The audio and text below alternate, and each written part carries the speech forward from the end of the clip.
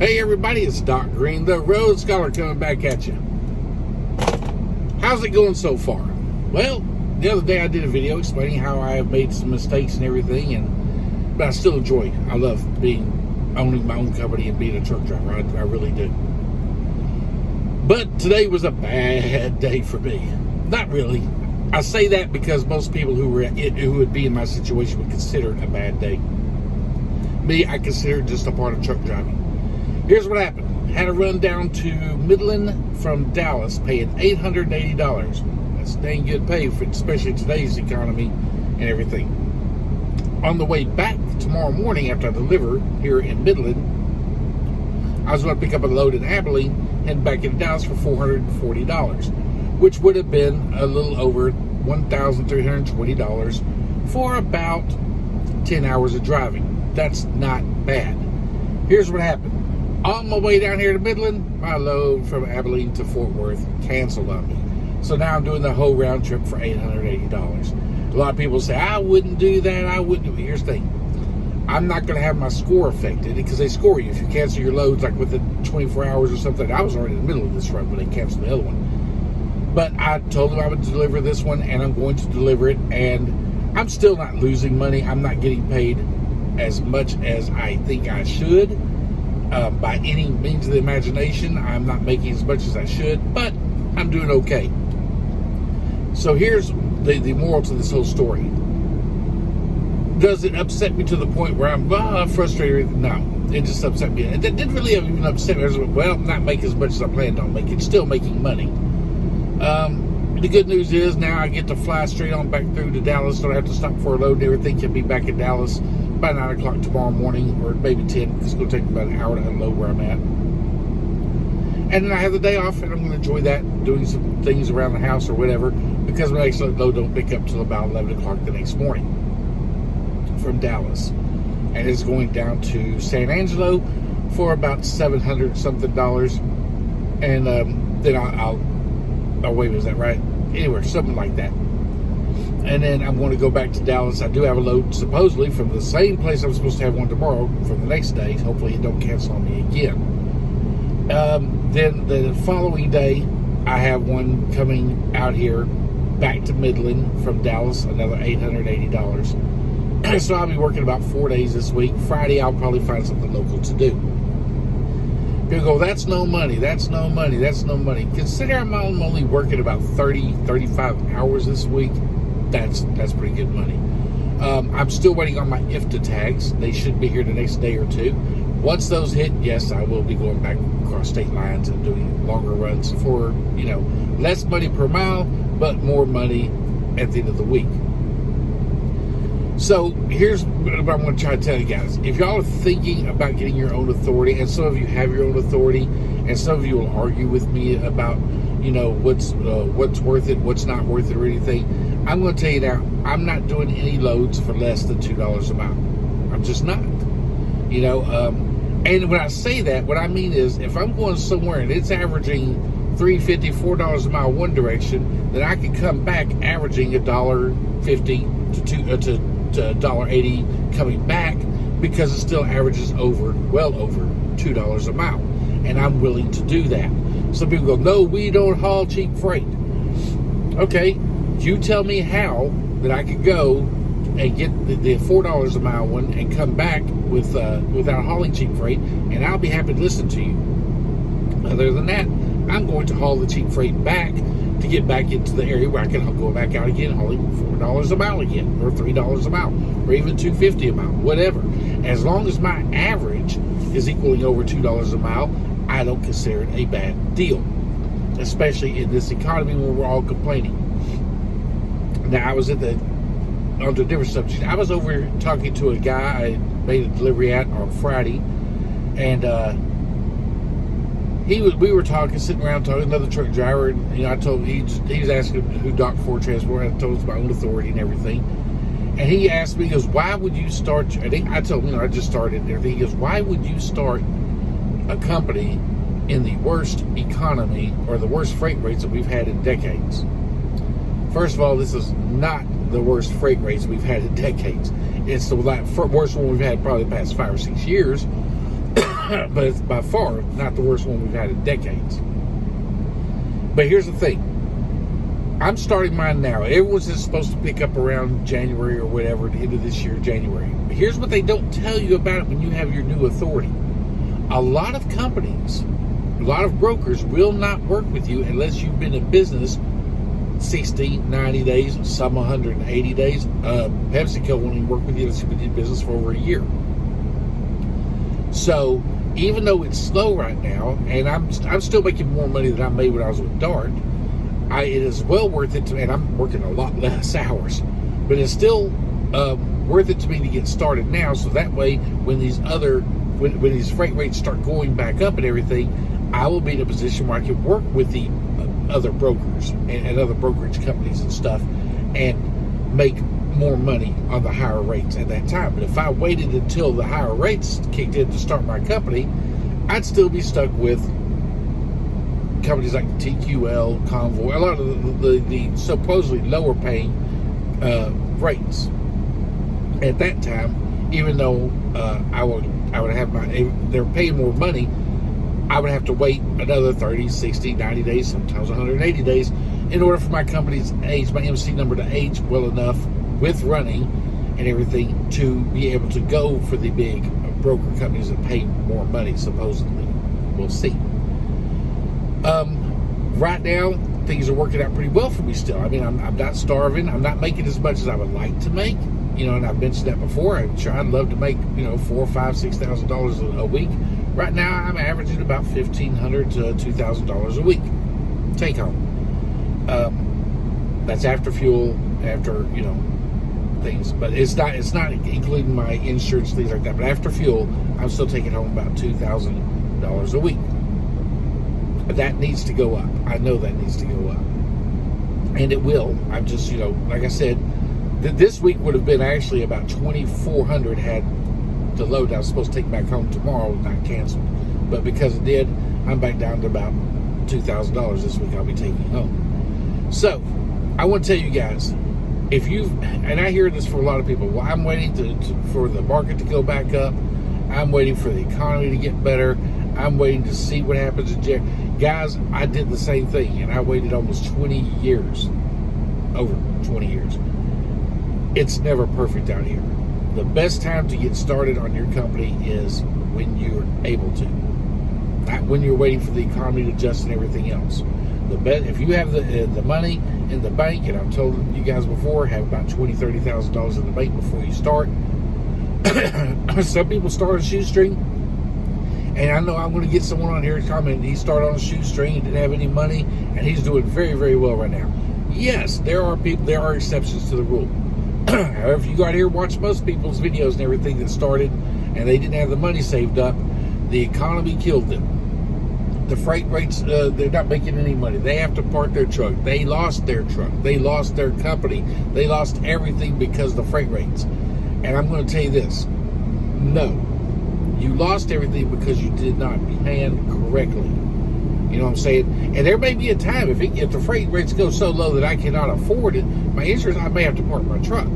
But that doesn't mean my company goes out of business. I own my truck. And like I told a lot of you, I would not get out here right now owing payments on a truck with the economy the way it is. Either you can afford to go buy your truck cash, or you better be putting down one hefty. I'm talking about at least half to 3/4 down, so you can afford to keep running when something goes wrong, and you can afford the downtime and still afford your truck. If not, you're going to get out here, and Murphy's Law is going to slap you in the back of the head with a hiking boot, and you are going to lose your business. I'm not saying that to be mean. I'm just telling you that's for 90% of the people, that's the way it works. Like I said, there's always an exception, and you could pray you're the exception, but praying all you want to doesn't make your motor hold together. Praying all you want to doesn't keep your wiring harness from going out. Praying all you want to doesn't keep your a $10,000 air compressor on your motor from going bad. You can pray all you want to, and people say, "Well, God looks after me." God looks after those who look after themselves. God doesn't look after the fool. You know what I'm saying? So make sure you got a plan. Your business plan is in order. You have the money saved up. or you have the credit to get you through if something bad happens, which I would not advise using, but if you have to, I understand that. But yeah, don't get out here without a plan. Saying all that, if you feel you're ready and you feel it in your heart and you're ready to move on, then by all means, move on. You know what I'm saying? Get your authority, start working. I happen to live in a state that is big enough and has enough freight moving in it to where there's always loads. Texas has always got a lot of loads. A lot of people say that it doesn't, especially if they're cross country. Texas may not have a lot of loads going out of the state, but they got a lot of loads in the state. And the ones they do have going out of the state usually pay pretty well. You also have to learn how to negotiate. When you're first starting out, you're with these companies like TQL and Convoy and I don't know, some of the other ones that will let you run when you have a new authority. And they post a rate and they say bid on it. Don't be afraid to bid what you want. I have bid some of these bids up as much as $300-400, and they said okay. You know, like a load I was supposed to be taking. Well, I'll go ahead and tell you the amount. I won't tell you where it was or anything. But I was supposed to. They asked for a load that paid like $1.85 a mile. It was going to go like 400 miles, and I called them back up and I wanted $2.50 a mile. They paid it. They said yes, or they didn't. I didn't call them up. I put the bid in on the app, and they went yes. Do it. So they accepted my bid and I ran it. I got an extra $1 a mile off of that load that I would not have gotten had I been afraid that I was going to outbid it, you know, what they were paying. But here's my thing. I'm not going to run for free, and you shouldn't either. So if you calculate up how much money you need, you calculate your cost per mile, your insurance, add that in there, how much it costs you for your broker or for your ELD broker, your ELD, how much it's going to cost you for your fuel. You add all of that up and you're not making enough money to cover that, then why would you run that load? You know what I'm saying? So that's some advice to you guys on getting started.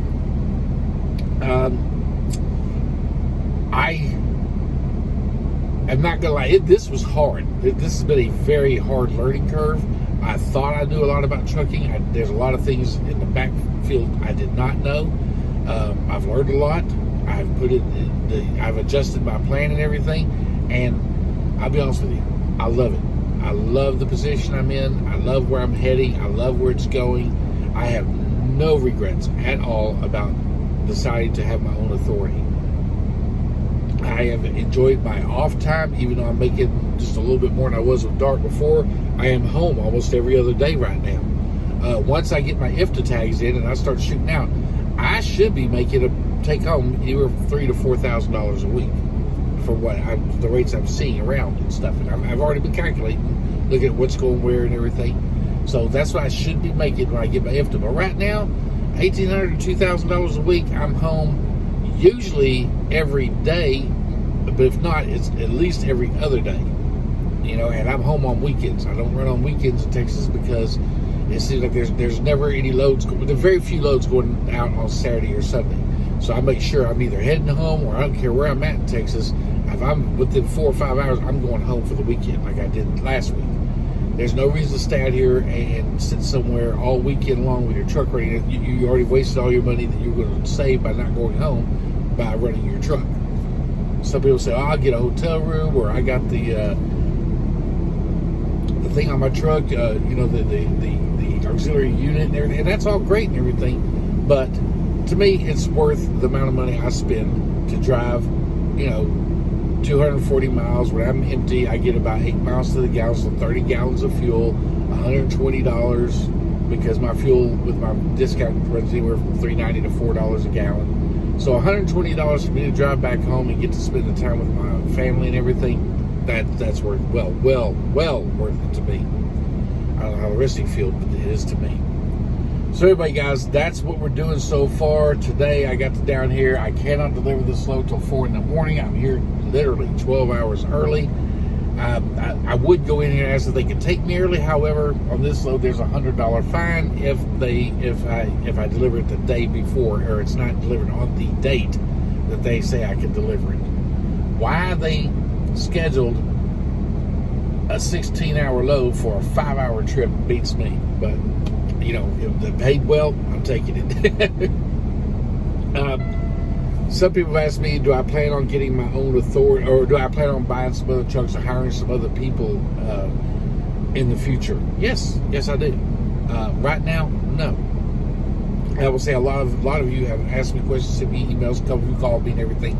They have my number and asked me when I'm going to start hiring, or what would be the prospect of hiring them on. Here's the thing. Right now, if I was to hire someone,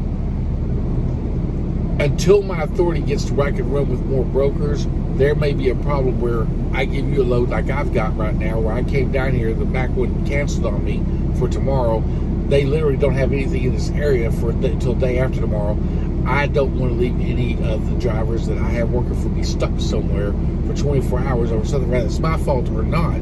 This is the shipper's fault. They canceled last minute, but that would have left someone out here stuck. And I would have had to either find them a load, which I'll be honest with you, I looked for everything with a 200-mile radius. There's just nothing going anywhere with the brokers that I'm able to work with at this moment. So that is why I'm saying no at this particular moment. I will not be hiring anyone. I will not be bringing on any owner operators or anything until probably for about another 30 to 60 days. Once I hit the 90-day mark and I'm able to work with a lot more brokers and able to find a lot more loads, a lot more accessible loads, then yes, I will consider bringing on some people that want to run owner operator to me or anything. How much will I be charging? I'm running the numbers right now and everything, and I'll be honest with you, I understand some of these companies, they got to charge 20% because they got overhead, they got buildings, they got, parking areas, and they got secretaries and their own dispatchers in the building and everything.